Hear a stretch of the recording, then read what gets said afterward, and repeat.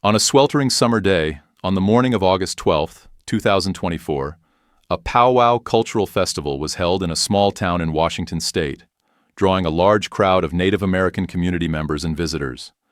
This annual event celebrated the culture and traditions of Native tribes with vibrant dances, music, and ceremonies.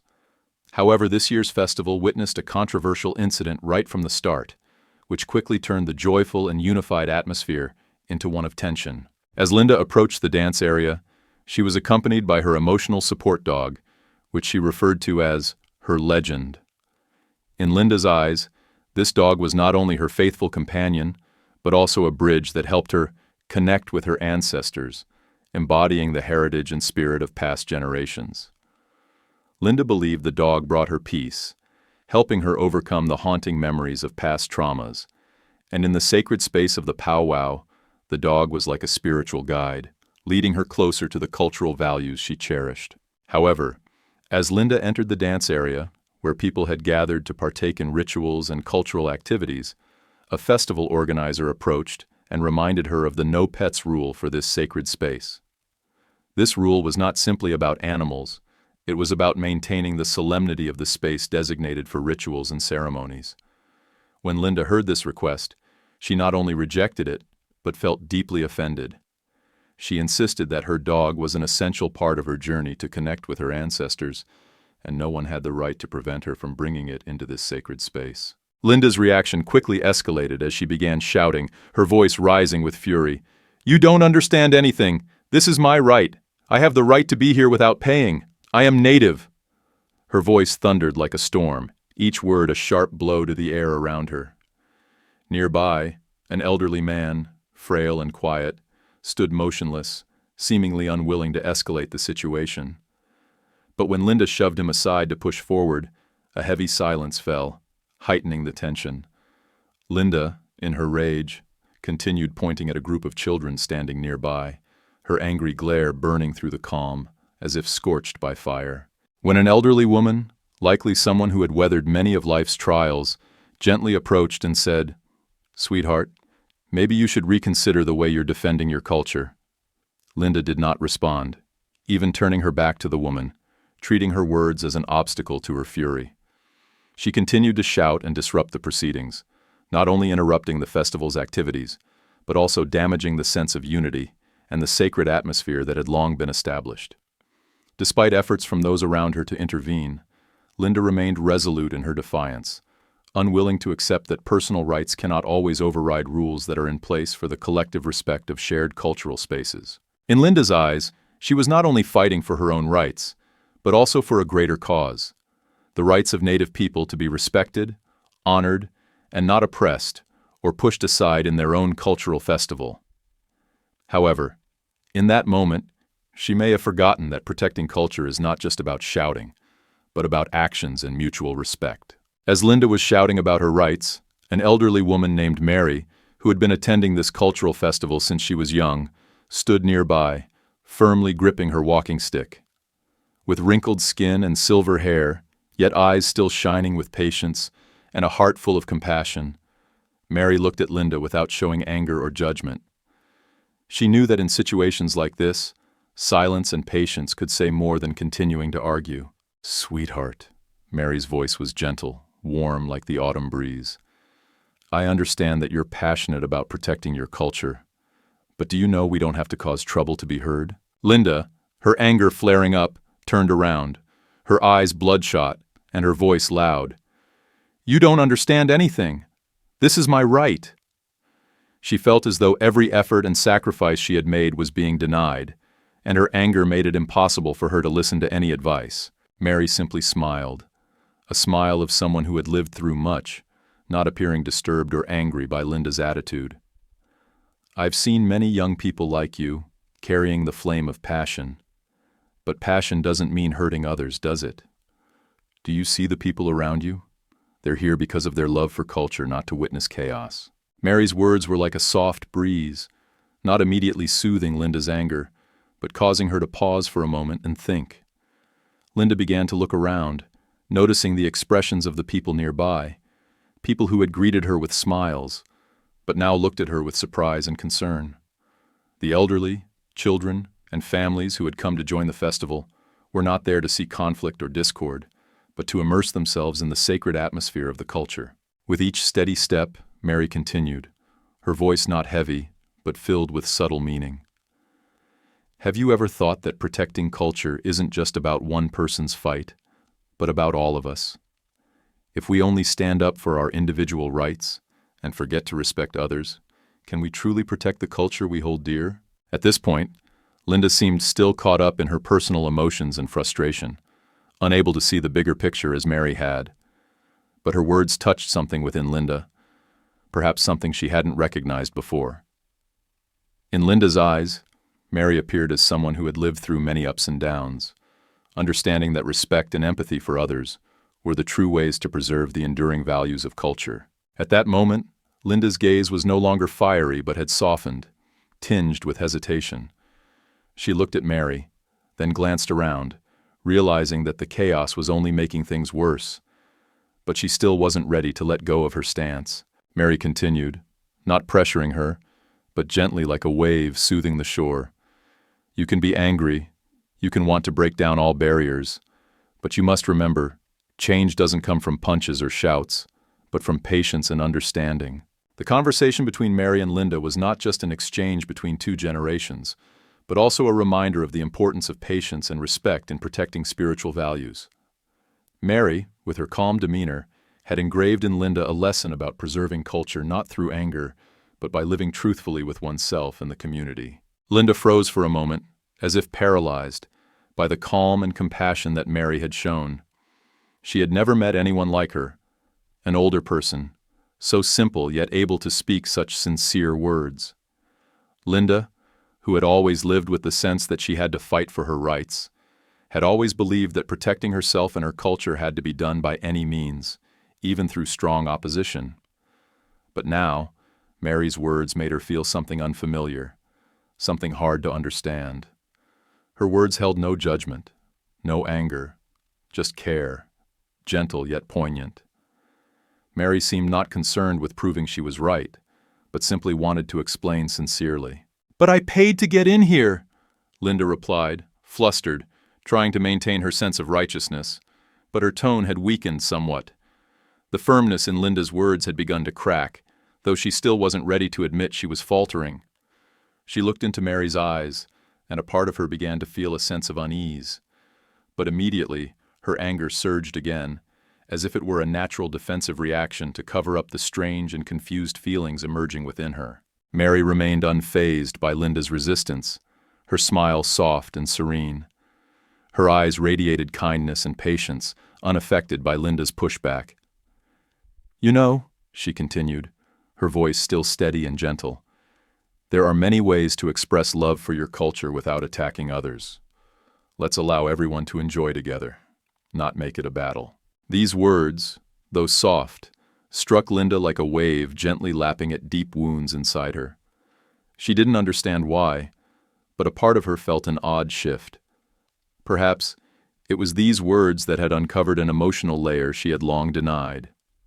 After all, the battles she had fought didn't always lead to victory. More often than not, they left behind isolation and regret. But in that fleeting moment, that feeling was quickly overshadowed by a fresh surge of anger, as a defense mechanism, a way for Linda to cover up the weakness she had just become aware of inside herself. "You have no right to teach me how to protect my culture," Linda growled, feeling as though she had completely lost control. She couldn't allow herself to seem weak, even though, deep inside, she felt a turmoil that she couldn't quite understand. Her anger wasn't just a reaction to Mary's advice, but also to the truth embedded in those words, that perhaps she had been wrong, and that the way she had been defending her culture wasn't the only way to do so. In the challenging tone of her shout, Linda failed to realize that in truth, she was yearning to escape the conflict she had so fiercely built up. Mary did not react with anger to Linda's response. She simply shrugged gently, as if she had long since become accustomed to confrontations like this. "No one has the right to teach you how to love your culture," Mary said, "but there are ways we can preserve it without hurting others. Culture is not about fighting to win. Culture is about connection, understanding, and respect." Do you understand? Mary's words felt like a gentle reminder, yet profound, about the difference between protecting something with strength and protecting it with the heart. Linda stood in silence for a moment, unsure of how to respond. She wanted to continue defending herself, but a part of her felt uneasy, as if she was beginning to see something she had been blind to before. A part of her started to realize that she might have been wrong, that protecting culture wasn't always a battle for power, but could be a process of listening and learning. But would Linda have the patience and strength to overcome the stubbornness and pride that were holding her back? Mary's gaze was like a mirror reflecting the peace and wisdom of a generation that had weathered many storms. Linda sensed that she stood at a crossroads, caught between two choices: continue down the path of self-defense through unnecessary battles, or step onto a new path, the one Mary was guiding her toward, to find true peace and connection with the values she was trying to protect. But in order to choose that path, Linda would have to confront the fears within herself. Mary simply smiled, a gentle smile that radiated no worry, as if untouched by Linda's outburst. Her smile was not mocking, but rather filled with acceptance, a softness Linda could never find in her own arguments. The elderly woman looked into Linda's eyes, patient and understanding, not judging, simply sharing a truth about how to face conflict. "No one has the right to teach anyone, my dear," Mary said gently, her voice steady and untroubled. "But if you want to be heard, you must give others the space to voice their truths." These words were not a superficial piece of advice, but the crystallization of a long life filled with ups and downs, losses, and invaluable lessons on patience and respect. Linda stood in silence for a moment, as if those words were too difficult for her to absorb. She couldn't yet let go of the anger that still surged within her. But Mary, with the calm of someone who had endured many hardships, subtly returned to her group of friends so they could continue dancing and immersing themselves in the festival's spirit. Her gentleness not only calmed the air around them, but left an imprint of peace in Linda's heart, making her confront the chaos she was creating. Mary moved on, leaving Linda alone in her unrelenting anger and resistance. The situation at the festival became even more tense when the event staff, after several gentle reminders to Linda, asked her once again to leave the dance area. Linda refused to comply, feeling that she was being treated unfairly, and in a defensive reaction, her anger flared up stronger than ever. She began to attack one of the organizers with sharp words and a defiant attitude.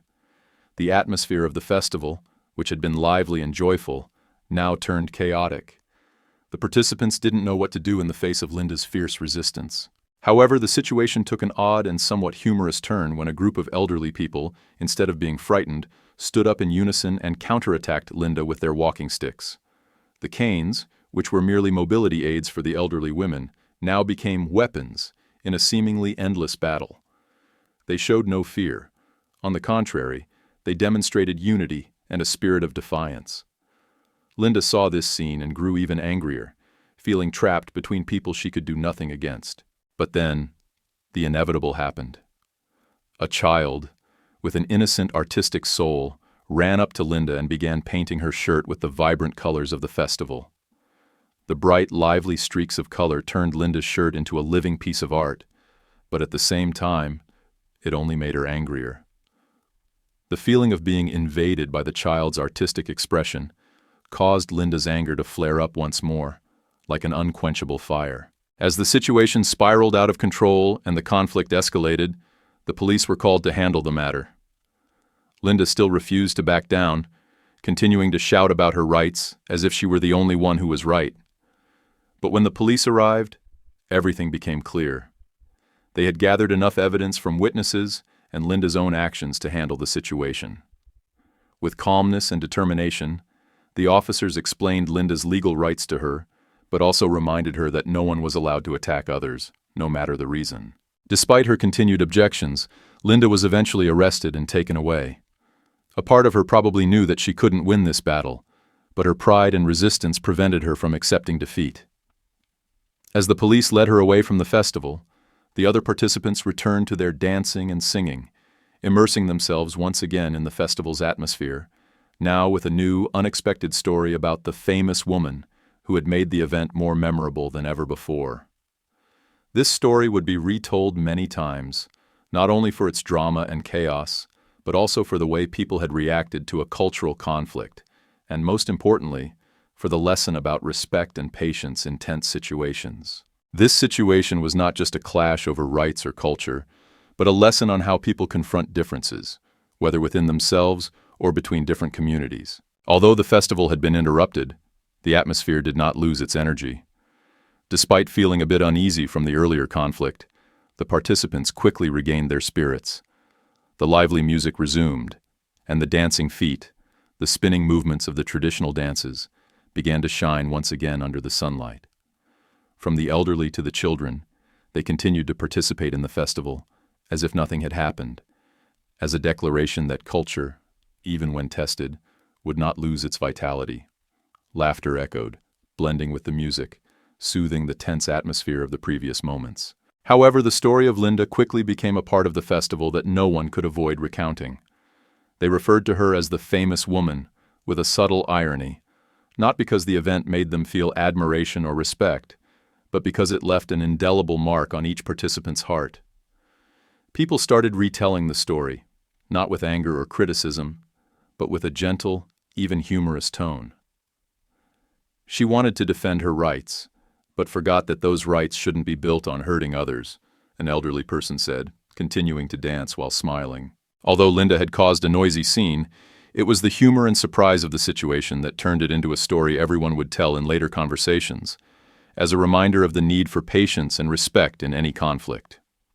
A middle-aged man, with a playful glint in his eye, said, "She'll certainly remember the day she faced an army of walking sticks." His joke made the group laugh, and the atmosphere returned to a relaxed state. The story of the confrontation with the famous woman had now become part of the festival's treasure trove of memories, not because of the tension it caused, but because of the way the people handled it, with calmness, gentleness, and even humor.